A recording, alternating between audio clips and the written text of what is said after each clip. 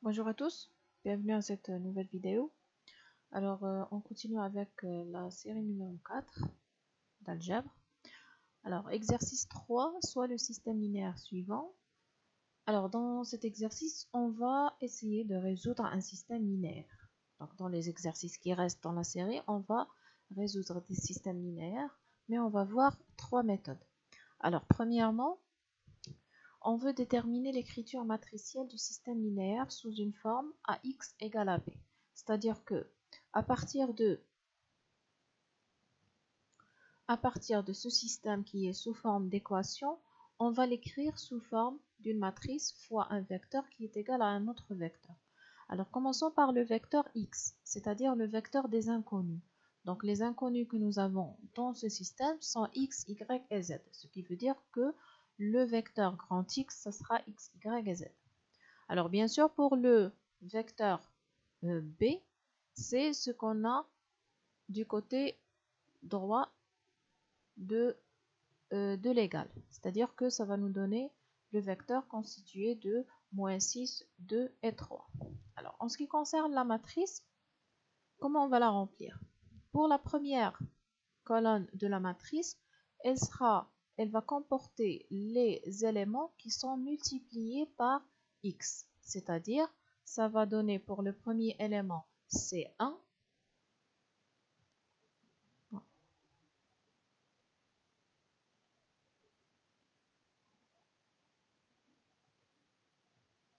alors premier élément c'est 1, deuxième élément c'est moins 2, troisième élément c'est moins 1.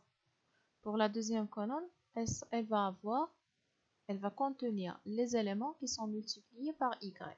Donc d'après la première équation, on a 2, dans la deuxième ligne on a 1, et dans la troisième on a moins 1. Donc 2, 1, moins 1.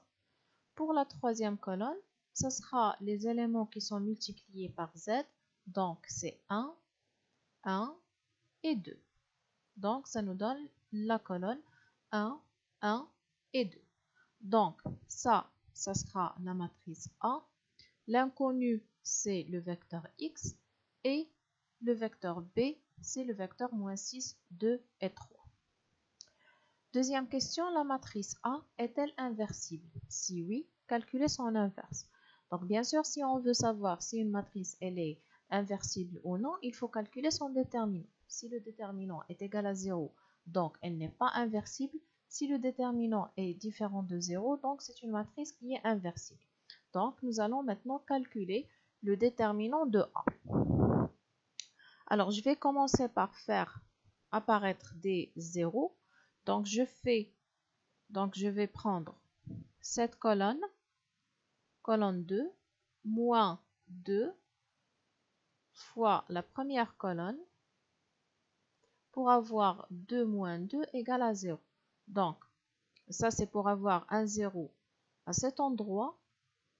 Pour avoir un 0 ici, je vais faire la troisième colonne moins la première colonne.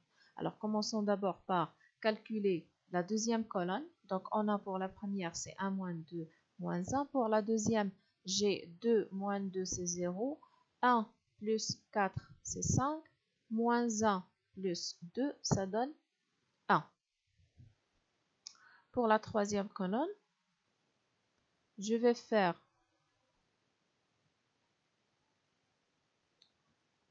pour la troisième colonne, on va faire C3 moins C1.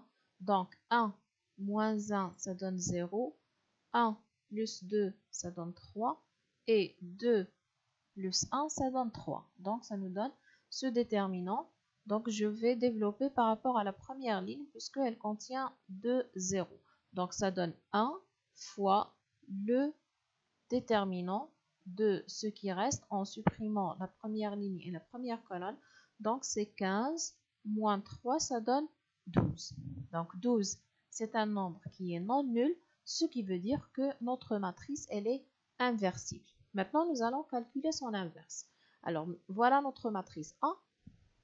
On va calculer l'inverse par la formule qu'on a vue dans la séance précédente. Donc, on a A-1, c'est 1 sur le déterminant fois la comatrice transposé. Donc, déterminant, on l'a déjà calculé, c'était 12. Maintenant, nous allons calculer la comatrice de 1. Alors, je rappelle qu'on commence par distribuer les signes en commençant par plus et en faisant, on alterne le plus avec le moins. Donc, ça nous donne les signes. Maintenant, je vais commencer les éléments. Alors, je rappelle comment on calcule la comatrice. Pour cet élément, ça se trouve dans la première ligne, première colonne. Je reviens à ma matrice A. Je vais supprimer la première ligne et la première colonne. Ce qui va me rester, c'est 1, moins 1, 1 et 2. Donc, c'est le déterminant de 1, moins 1, 1, 2.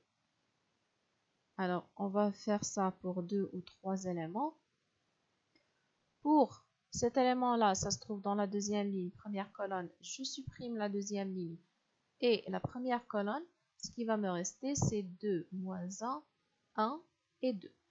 2 moins 1, 1 et 2. De la même façon, on va continuer. Pour cet élément, troisième ligne, première colonne, je supprime la troisième ligne et la première colonne. Donc, j'aurai 2, 1, 1, 1. Et de la même façon, je vais calculer les autres éléments. Donc, j'espère que vous avez compris le principe. Donc, je vais continuer ma matrice. Donc, il nous reste maintenant à calculer chacun de ces éléments. Alors, pour le premier, j'ai 2 plus 1, c'est 3. 4 plus 1, c'est 5. Avec le moins, c'est moins 5. 2 plus 2 moins 1, c'est 1. Et ainsi de suite jusqu'à remplir toutes les cases de la matrice. Donc, nous, bien sûr, on a besoin de la transposer de cette matrice. Donc, la première ligne, toutes les lignes deviennent des colonnes. Voilà. Et ainsi de suite. Ce qui nous donne finalement A-1, c'est 1 sur le déterminant fois la comatrice transposée de 1. Alors, en déduire la solution du système linéaire. Alors, n'oublions pas que notre système linéaire, il s'écrit sous la forme de AX égale à B. Donc, nous, on veut connaître la valeur de X. Alors, si je vous dis,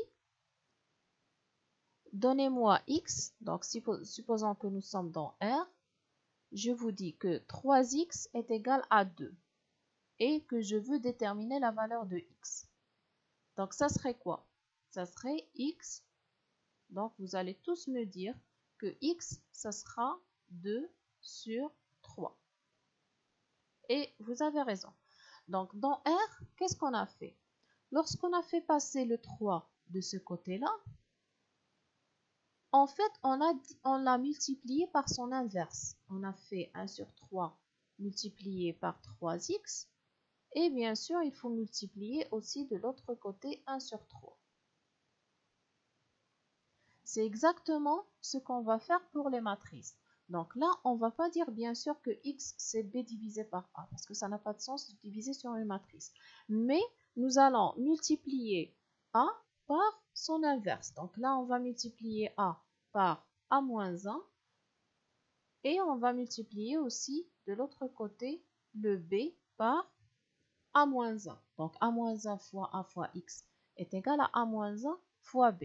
Donc là, il faut bien faire attention sur l'ordre du produit. Parce qu'on avait dit que dans la multiplication, lorsqu'on multiplie deux matrices, A multiplié par B, c'est pas forcément B multiplié par A. Donc là, si on a multiplié de ce côté A-1 à gauche, il faut le multiplier aussi à gauche. Donc là, vous remarquez, qu'est-ce qu'on avait dit sur A-1 multiplié par A, l'inverse d'une matrice fois elle-même. On avait dit que c'était égal à la matrice identité. Et la matrice identité, elle joue le même rôle que le 1 dans R, c'est-à-dire que c'est un élément neutre dans l'espace des matrices. Ça veut dire que si je multiplie la matrice identité par x, ça va donner x. C'est comme si je multiplie 1 par x. Ça donne x. C'est la même chose pour les matrices, pour la matrice identité. La matrice identité fois x, ça va donner x. Donc, finalement, j'ai x qui est égal à a-1 multiplié par b. Donc, a-1, on la connaît, on vient de la calculer. P, on le connaît. Calculer le produit de A-1 fois B. Donc, remplaçons le A-1, c'est 1 sur 12 par... c'est 1 sur 12 fois 3, 3, 3, moins 5, 3, moins 1, 1, moins 3, 5, multiplié par le B qui est égal à moins 6, 2, 3. Donc ça, c'est une multiplication de deux matrices. Nous allons calculer cette valeur-là. Donc ça nous donne 3 fois moins 6, c'est moins 18, moins 10, plus 3. Pour l'élément suivant, on a moins 18 plus 6 moins 9. Et pour le dernier, on a moins 18 moins 2 plus 15. Donc ça donne moins 18 moins 10, c'est moins 28 plus 3, c'est moins 25. Moins 18 plus 6 moins 9, ça donne moins 12. Moins 9, c'est moins 21. Et pour le dernier, c'est moins 5. Donc, ça donne finalement le x, c'est égal à moins 25 sur 12. Le y, c'est moins 7 sur 4. Et le z, c'est moins 5 sur 12. Alors maintenant, nous allons voir une autre méthode, la méthode de Cramer. Alors, commençons par le premier système. Première chose que nous allons faire, c'est l'écriture matricielle de ce système.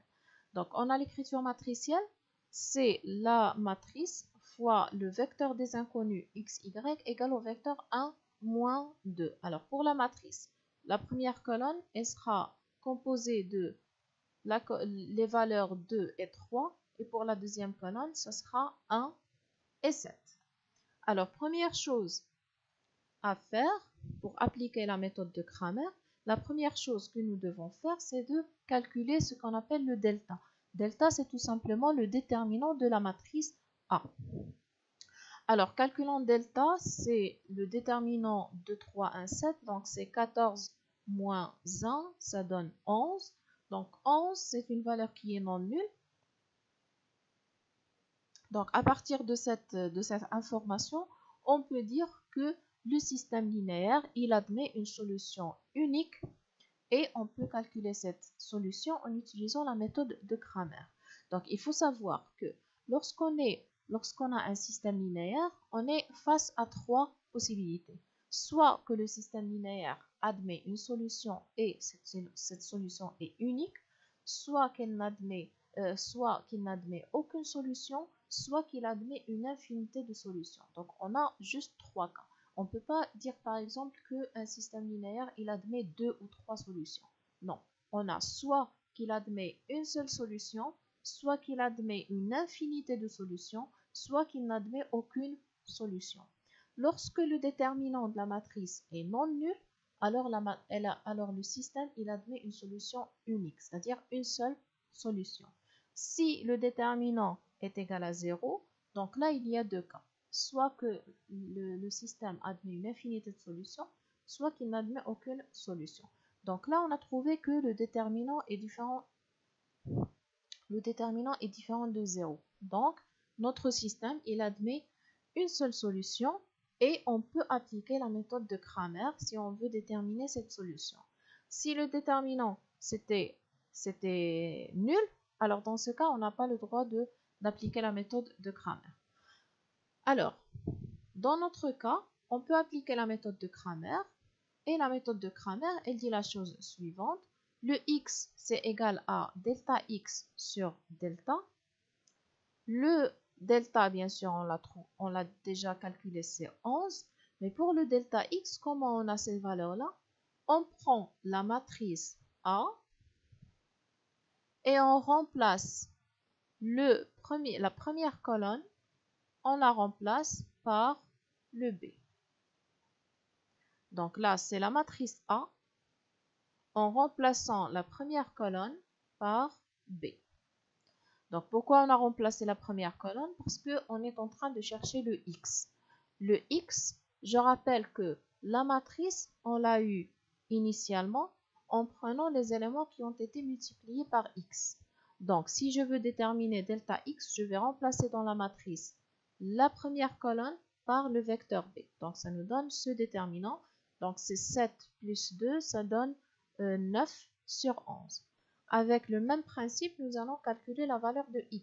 Y, c'est delta y sur delta. Alors, cette fois-ci, delta y, c'est la matrice A en remplaçant la deuxième colonne par le vecteur B. Donc, ça nous donne moins 4, moins 3, c'est moins 7 sur 11. Donc, l'ensemble des solutions S, ça sera le vecteur. Donc, c'est une seule solution. C'est le vecteur composé de 9 sur 11 moins 7 sur 11. Voilà. Alors, passons au deuxième système. On a le système suivant. Première chose à faire, c'est l'écrire sous une forme matricielle. Donc, la première colonne, ça sera 1, 1, 1. Deuxième colonne, c'est 1, moins 1, 0.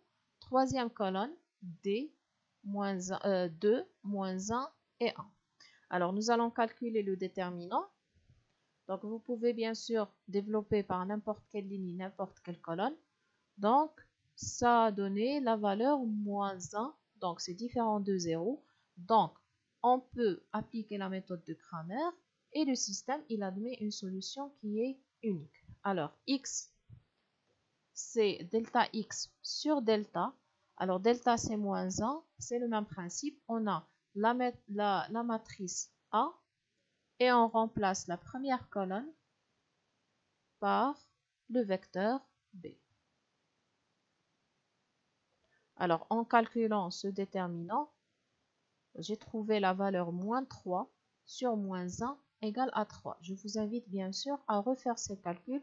Et si vous trouvez des erreurs de calcul, n'hésitez pas à me le faire signaler. Pour y, c'est delta y sur delta. Donc, c'est la matrice A. En remplaçant la deuxième colonne par le vecteur B. Donc, ça a donné moins 2 sur moins 1, c'est égal à 2. Finalement, le Z, c'est delta Z sur delta. Cette fois-ci, le vecteur B, il prend la position de la troisième colonne. Donc, ça a donné finalement la valeur 0. Donc, notre système, il admet une solution unique qui est le vecteur composé de 3, je pense. Oui, voilà, 3.